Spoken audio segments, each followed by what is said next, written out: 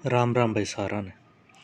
तो आज हम एक नई वीडियो लेके आए हैं इंडिया जीके की, स्टैटिक जीके की, सभी कॉम्पिटिटिव एग्जाम्स के लिए बहुत इम्पोर्टेंट है। इसमें सिर्फ 25 क्वेश्चन इंक्लूड हैं जो 10 से 15 मिनट में हो जाएंगे और बहुत इम्पोर्टेंट हैं।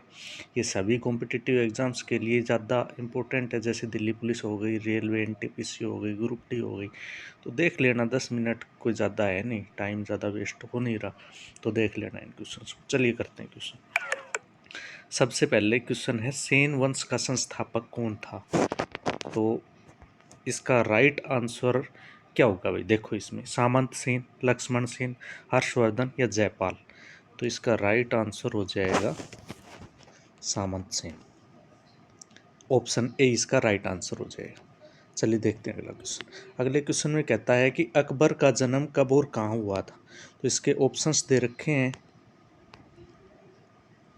15 अक्टूबर 1542 अमरकोट, आगरा, दिल्ली, लाहौर। तो इसका राइट आंसर हो जाएगा अमरकोट। अकबर का जन्म अमरकोट में हुआ था 15 अक्टूबर 1542 को। तो ये इसका राइट आंसर हो जाएगा। चलिए देखते हैं अगला। अगले में कहते हैं, जन गण मन को राष्ट्रीय गान कब अपनाया गया था? चार ऑप्शन दे रखे हैं। 26 जनवरी 1950, 24 जनवरी 1950, 15 अगस्त 1947, 27 दिसंबर 1911। तो 1911 को तो पहली बार गाया गया था कलकत्ता अधिवेशन में 27 दिसंबर को, और 24 जनवरी 1950 को इसे अपनाया गया था। तो राइट आंसर हो जाएगा बी इसका। चलिए देखते हैं अगला क्वेश्चन। अगले क्वेश्चन में कहता है कि भारतीय राष्ट्रीय कांग्रेस का प्रथम मुस्लिम अध्यक्ष कौन थे? ऑप्शन चार दे रखे हैं। बदरुद्दीन तैयबजी, अबुल कलाम आज़ाद, हुमायूं कबीर, यूसुफ मेहर अली। तो इसका राइट आंसर हो जाएगा बदरुद्दीन तैयबजी। प्रथम मुस्लिम अध्यक्ष, जो तीसरे अध्यक्ष भी थे, वो थे बदरुद्दीन तैयबजी। चलिए देखते हैं अगला क्वेश्चन। अगले क्वेश्चन में कहता है, मेहरौली का स्तंभ, लोह स्तंभ किसने बनवाया था? दिल्ली में जो मेहरौली है उसका लोह स्तंभ किसने बनवाया था? चंद्रगुप्त प्रथम, समुद्रगुप्त, चंद्रगुप्त द्वितीय, स्कंदगुप्त। तो इसका राइट आंसर हो जाएगा चंद्रगुप्त द्वितीय, या विक्रमादित्य भी जिसको कहते हैं। उन्होंने मेहरौली का लोह स्तंभ बनवाया था। चलिए देखते हैं अगला क्वेश्चन।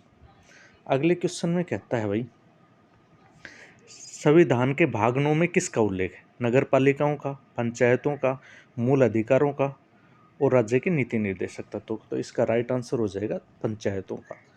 भाग 9 में पंचायतों का उल्लेख है, तो इसका ऑप्शन बी राइट आंसर हो जाएगा। चलिए देखते हैं अगला क्वेश्चन। अगले क्वेश्चन में कहता है भाई, काकोरी कांड में राम प्रसाद बिस्मिल को कहाँ फांसी दी गई थी? ऑप्शन चार दे रखे हैं। Lucknow jail, Gorakhpur jail, Delhi jail, Kanpur jail. तो इसका राइट आंसर हो जाएगा कानपुर जेल। काकोरी कांड में राम प्रसाद बिस्मिल को गोरखपुर जेल में फांसी की सजा दे दी गई थी। चलिए देखते हैं अगला क्वेश्चन। अगले क्वेश्चन में कहता है भाई, खरीफ की फसल कब बोई जाती? ग्रीष्म ऋतु में, दक्षिण पश्चिम मानसून प्रारंभ पर, शीत ऋतु में, या बसंत ऋतु में? तो इसका राइट आंसर हो जाएगा दक्षिण पश्चिम मानसून के प्रारंभ में। ऑप्शन बी इसका राइट आंसर हो जाएगा। आगे बढ़ते हैं अगला क्वेश्चन। अगले क्वेश्चन में कहता है, स्वतंत्र भारत की पहली औद्योगिक नीति कब अपनाई गई थी? तो इसमें चार ऑप्शन दे रखे हैं। 15 अगस्त 1947, 6 अप्रैल 1948, 26 जनवरी 1950, 1 मार्च 1949। तो इसका राइट आंसर हो जाएगा 6 अप्रैल 1948 को भारत की पहली औद्योगिक नीति अपनाई गई थी। बी इसका राइट आंसर हो जाएगा। चलिए आगे बढ़ते हैं। अगले क्वेश्चन में कहता है, सबसे विषैली मछली कौन सी है? चार ऑप्शन दे रखे हैं।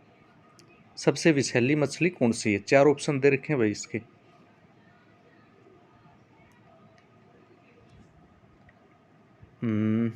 हाँ, चार ऑप्शन दे रखे हैं। शार्क, स्टोन फिश, पिरान। तो इसका राइट आंसर हो जाएगा स्टोन फिश। स्टोन फिश को सबसे विषैली मछली माना जाता है। चलिए आगे बढ़ते हैं। अगले क्वेश्चन में कहता है, भारत का पहला म्यूचुअल फंड कौन सा था? तो इसमें चार ऑप्शन हैं। SBI fund, UTI, US64, LIC fund. तो इसका राइट आंसर हो जाएगा US64। भारत का पहला म्यूचुअल फंड US64 था, तो सी इसका राइट आंसर हो जाएगा। चलिए आगे बढ़ते हैं। अगले क्वेश्चन में कहता है, भारतीय आत्मा से सम्मानित साहित्यकार कौन थे? ऐसे कौन से साहित्यकार थे जिनको भारतीय आत्मा कहा जाता है? माखनलाल चतुर्वेदी, जयशंकर प्रसाद, रामधारी सिंह दिनकर, हरिवंश राय बच्चन। तो इसका राइट आंसर हो जाएगा माखनलाल चतुर्वेदी को भारतीय आत्मा भी कहा जाता है। चलिए आगे बढ़ते हैं। वारेन हेस्टिंग्स के विरुद्ध किस कार्रवाई की गई थी, मतलब कौन सी कार्रवाई की गई थी वारेन हेस्टिंग्स के विरुद्ध? तो इसमें ऑप्शन दे रखे हैं महाअभियोग, निलंबन, पदच्युत, दंड। तो इसका राइट आंसर हो जाएगा महाअभियोग। वारेन हेस्टिंग्स के खिलाफ महाअभियोग चलाया गया था। चलिए आगे बढ़ते हैं। अगले क्वेश्चन में कहता है वर्तमान में अनुच्छेद 51 के में मूल कर्तव्यों की संख्या कितनी है? तो ऑप्शन दे रखे हैं 10, 11, 12, 9। तो इसका राइट आंसर हो जाएगा 11। मूल कर्तव्य जो रशिया से लिए गए हैं उनकी संख्या 11 है। चलिए आगे बढ़ते हैं। अगले क्वेश्चन में कहता है जूम की खेती कहाँ प्रचलित है? जूम की खेती कहाँ प्रचलित है? असम, नागालैंड, मणिपुर, त्रिपुरा। तो इसका राइट आंसर हो जाएगा नागालैंड। जूम की खेती नागालैंड में प्रचलित है। आगे बढ़ते हैं। अगले क्वेश्चन में कहता है कनाडा का राष्ट्रीय खेल कौन सा है? 4 ऑप्शन दे रखे हैं, cricket, football, ice hockey, baseball. तो कनाडा का राष्ट्रीय खेल है आइस हॉकी। तो इसका राइट आंसर हो जाएगा आइस हॉकी। अगले क्वेश्चन में कहता है हड़प्पाकालीन स्थल धौलावीर कहाँ स्थित है? हरियाणा, पंजाब, गुजरात, राजस्थान। तो हरियाणा में तो है भाई राखी गढ़ी, गुजरात में लोथल है और धौलावीर है, और राजस्थान में कालीबंगन है। तो इसका राइट आंसर हो जाएगा गुजरात। गुजरात में धौलावीर हड़प्पाकालीन स्थल है। आगे बढ़ते अगले क्वेश्चन में कहता है स्वतंत्र भारत में राज्यसभा के प्रथम सभापति कौन थे? राज्यसभा के जो सभापति होते हैं उनको उपराष्ट्रपति भी कहते हैं भाई। तो 4 ऑप्शन दे रखे हैं, डॉक्टर राजेंद्र प्रसाद, डॉक्टर सर्वपल्ली राधाकृष्णन, जवाहरलाल नेहरू, सी राजगोपालाचारी। तो डॉक्टर राजेंद्र प्रसाद तो राष्ट्रपति थे, डॉक्टर सर्वपल्ली राधाकृष्णन उपराष्ट्रपति या प्रथम सभापति थे, जवाहरलाल नेहरू प्रथम प्रधानमंत्री थे, सी राजगोपालाचारी प्रथम भारतीय गवर्नर जनरल थे। तो इसका राइट आंसर हो जाएगा डॉक्टर सर्वपल्ली राधाकृष्णन। आगे बढ़ते हैं। अगले क्वेश्चन में कहता है अशोक चक्र पाने वाली प्रथम महिला कौन थी? तो इसमें 4 ऑप्शन दे रहे हैं, कल्पना चावला, नीरजा भानोट, किरण बेदी और इंदिरा गांधी। नीरजा भानोट को मरणोपरांत अशोक चक्र से सम्मानित किया गया था। चलिए आगे बढ़ते हैं। अगले क्वेश्चन में कहता है शहीद आजम किसे कहा जाता है? 4 ऑप्शन दे रखे हैं भाई इसमें, चंद्रशेखर आजाद, भगत सिंह, सुखदेव, राजगुरु। तो शहीद आजम भगत सिंह को कहा जाता है। तो इसका राइट आंसर हो जाएगा भगत सिंह। आगे बढ़ते हैं। अगले क्वेश्चन में कहता है भाई थुम्बा रॉकेट प्रक्षेपण केंद्र की स्थापना कब हुई थी? जो रॉकेट प्रक्षेपण है थुम्बा में उसकी स्थापना कब हुई थी? ऑप्शन दे रखे हैं 1960, 1962, 1965, 1970। तो इसका राइट आंसर हो जाएगा 1962। 1962 में हुई थी भाई।